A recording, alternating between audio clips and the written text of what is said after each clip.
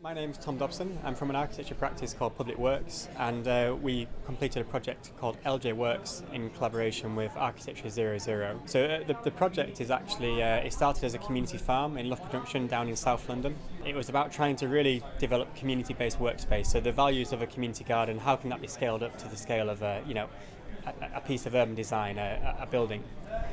So with that in mind, like the farm has a lot of design principles about reuse and how you can take things and turn it into something else in the future, we're really keen to make a demountable structure that could be designed and redesigned and added to. So one of the main reasons we used galvanized steel, and we also did a lot of demountable timber structures alongside it, is it means that as the site evolves over time, different functions can be added, and that's actually what's happening already. You know, we're turning things into greenhouses that used to be staircases, we're turning things that used to be staircases into habitable buildings, and that's just really nice because the system itself is really adaptable.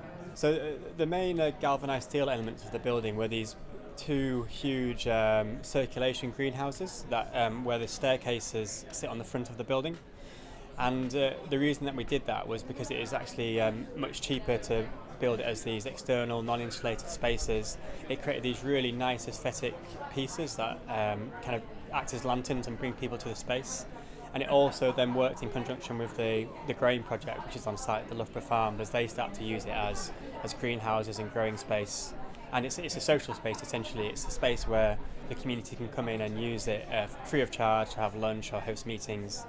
It's a social space and the kind of beating heart of the project. So, I mean, galvanizing just makes sense within that context because it kind of brings that aesthetic that we wanted, but it also has those, really valuable qualities that mean it's not going to rust and degrade in the next 5 years, and it's got a lot of longevity. The aesthetics of the project were based on, because it's a community farm and it's also an industrial space, it's like we've got this agricultural industrial aesthetic, and that has an aesthetic of itself, but that comes from its durability.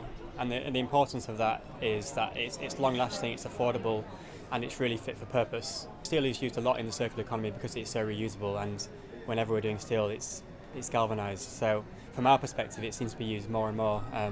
Perhaps that's kind of a wider trend.